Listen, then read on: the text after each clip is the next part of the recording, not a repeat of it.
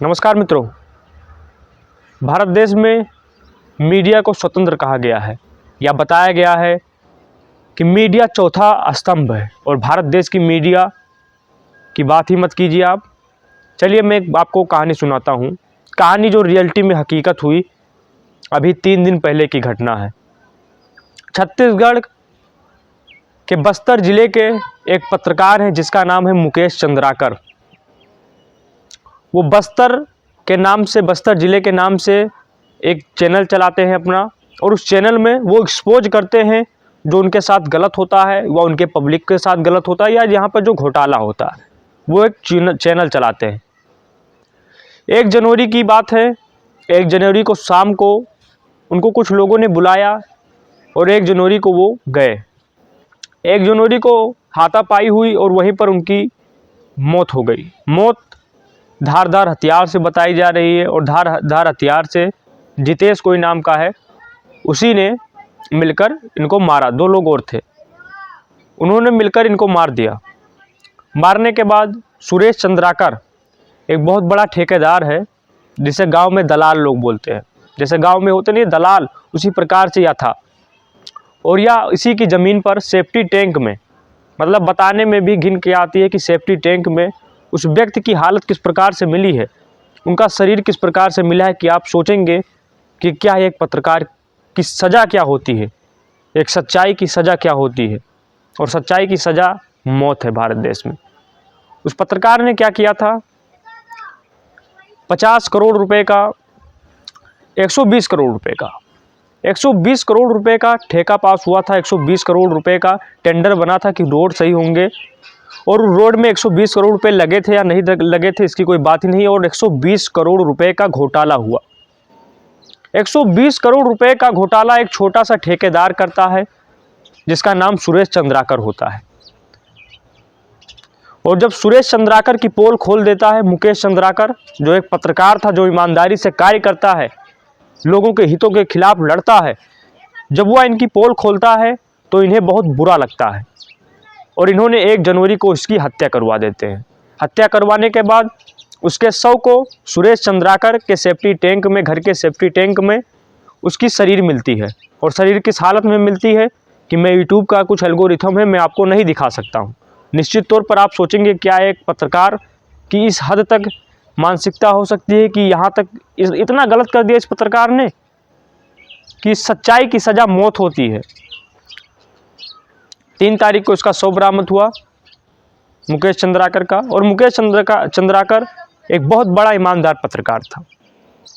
1.5 million से ज़्यादा subscriber थे यूट्यूब पर और बहुत अच्छा सच के खिलाफ वह व्यक्ति लड़ता था। युवा पत्रकार था और उसकी मौत हो जाती है। और एक मामूली सा ठेकेदार, उसको मामूली सा नहीं कह सकते हैं क्योंकि आपको विश्वास नहीं होगा, जो सुरेश चंद्राकर था, ठेकेदार था, वो शादियों में रसियन बुलाता था डांस करवाने के लिए। 10-10, 12-12 करोड़ रुपए शादियों में खर्च करता था। रसियन बुलाते थे, उसके बाद 10-10, 12-12 करोड़ रुपए शादियों में खर्च कर देते, हेलीकॉप्टर से शादी करवाते थे, ब्याह करवाते थे अपने घर का। तो मामूली सा नहीं हुआ, राजनीति से उसकी पकड़ थी। दलाल होते हैं ना, वो एक मामूली सा दलाल है। इसका चेहरा देख सकते हैं, आपको लग जाएगा कि ये बहुत, इसके चेहरा ही बता देते हैं, इसके चेहरे इसके बारे में बहुत कुछ बयां कर देते हैं कि यह कैसा प्रवृत्ति का व्यक्ति था। अब भारत देश में मीडिया की बात कर लेता हूं मैं। भारत देश की मीडिया, एक रिपोर्ट तैयार हुई 2024 में, और 2024 की रिपोर्ट क्या बताती है, 2024 की रिपोर्ट यह बताती है कि 180 देश में से भारत की मीडिया 160 नंबर पर है, 159 नंबर पर है, और पाकिस्तान की मीडिया 152 नंबर पर है। भारत देश की मीडिया कितनी शर्मनाक हालत पर इस समय है, 159 नंबर पर। यह मीडिया का क्या दर्शाता है? क्या इसी प्रकार से पत्रकार मारे जाएंगे? हम हिंदुस्तान पाकिस्तान बहुत करते हैं, हम चीन बहुत करते हैं, नेपाल भी हमसे मीडिया रैंक में आगे है। और किसी भी देश में उस देश की तरक्की कभी नहीं हो सकती है जिस देश में मीडिया को बंधक बना लिया जाए। अगर मीडिया सच के खिलाफ बोलना नहीं जानती है तो वह देश कभी लोकतंत्र नहीं रह सकता है। और भारत देश की मीडिया 162वें रैंक पर है। यह क्या दर्शाता है? और अगर ऐसे पत्रकार की मृत्यु हो जाती है, मौत हो जाती है, हत्या हो जाती है, जो सच्चाई के खिलाफ लड़ता है, जो सच की आवाजें उठाता है, उस पत्रकार की मृत्यु हुई। आज मुकेश चंद्राकर की मृत्यु हुई है, कल किसी और की होगी, क्योंकि जो व्यक्ति सच बोलेगा, और ये लोगों में डर बैठाना चाह रहे हैं, ये पत्रकार लोगों में डर बैठाना चाह रहे हैं कि सच नहीं बोलना है, क्योंकि ऊपर की जो मीडिया है वो निश्चित तौर पर बिक चुकी है। क्योंकि ऊपर की मीडिया है जो वो बिकने वाला काम कर रही है, वो बिकी है, बिल्कुल वो बिकी है। उससे मतलब नहीं है, वो तो अमृतकाल दिखाएगी, फिर गोदी मीडिया के तरीके से नाचेगी, फिर यहाँ पर दिखाएगी कि यहाँ पर मस्जिद निकल आए, यहाँ पर मंदिर निकल आए, योगी ने चलवा दिया बुलडोजर, बुलडोजर ऐसे चलेंगे, भारत बनने जा रहा है विश्व गुरु। कहने से कुछ नहीं होता, करने से कुछ होता है। कहने का तो हम किस प्रकार से डींगे हाँकते जा रहे हैं, और भारतीय मीडिया कितनी शर्मनाक मीडिया होती जा रही है आज।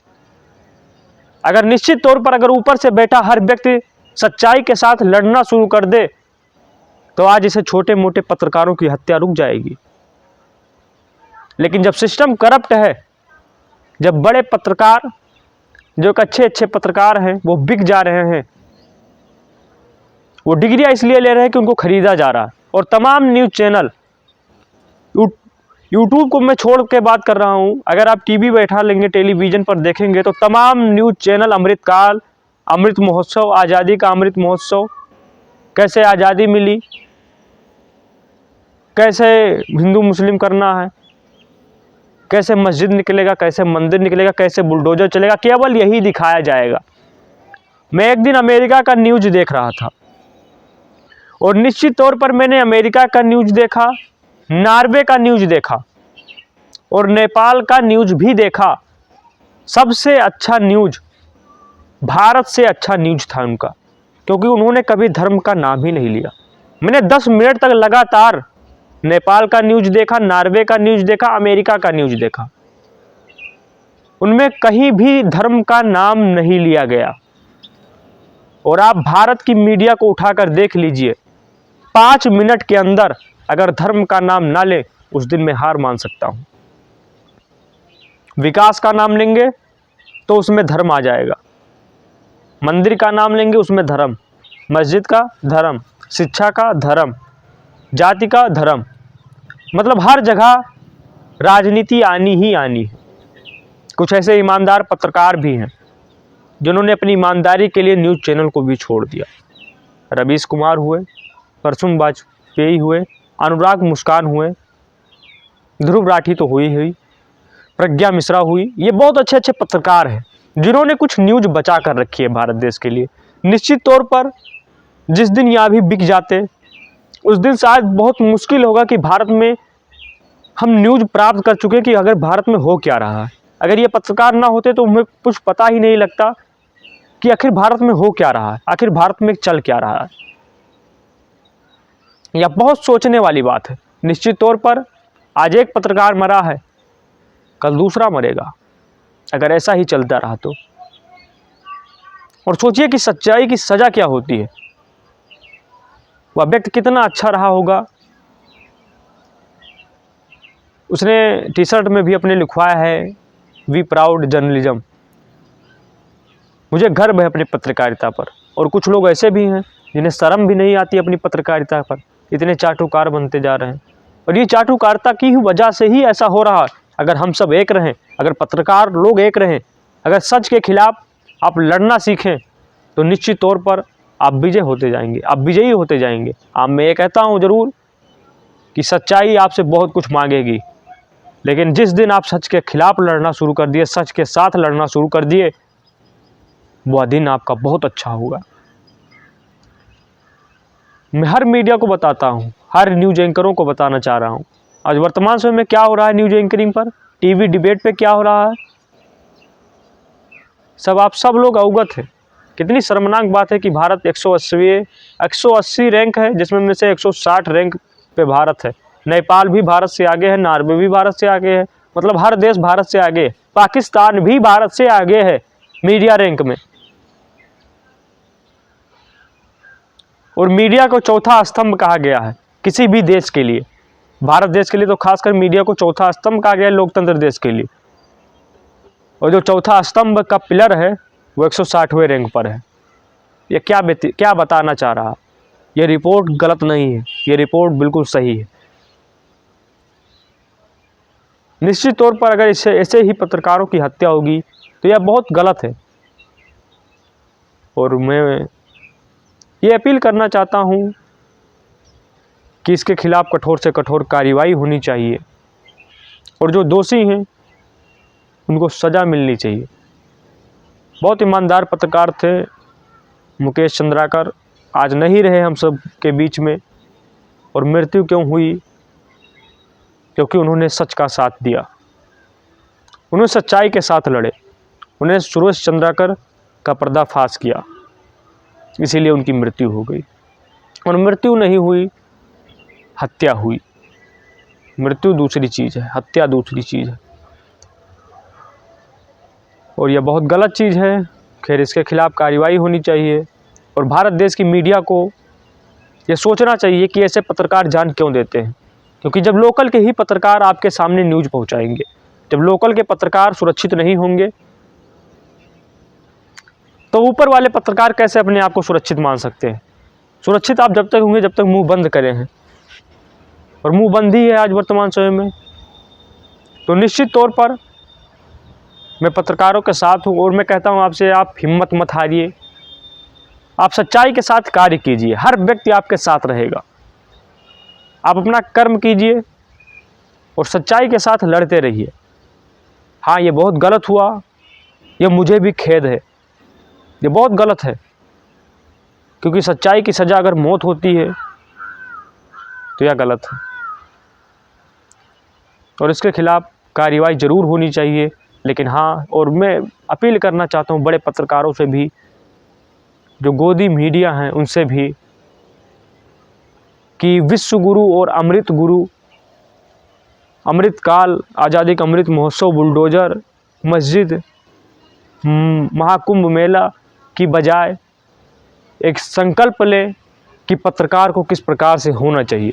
ऊपर बैठे पत्रकारों को मुकेश चंद्राकर से बहुत कुछ सीख लेनी चाहिए। जो ऊपर बैठे हैं दलाल पत्रकार, उनको बहुत सीख लेनी चाहिए मुकेश चंद्राकर की पत्रकारिता से। और अभी भी अगर आपके मन में थोड़ा सा भी गिल्टी नहीं बचा है, थोड़ा सा भी घुटन बचा है, तो अपनी ईमानदारिता पत्रकारिता कीजिए। क्योंकि चैनल सारे बिक चुके हैं, सारे चैनलों को खरीदा जा रहा है। ये सब तो कठपुतली हैं, नाच रहे हैं जिधर नचवा रहे हैं। तो बहुत कुछ बातें हैं। तो धन्यवाद, जय हिंद, वंदे मातरम। अच्छी पत्रकारिता करिए इसी की सोच के साथ। धन्यवाद।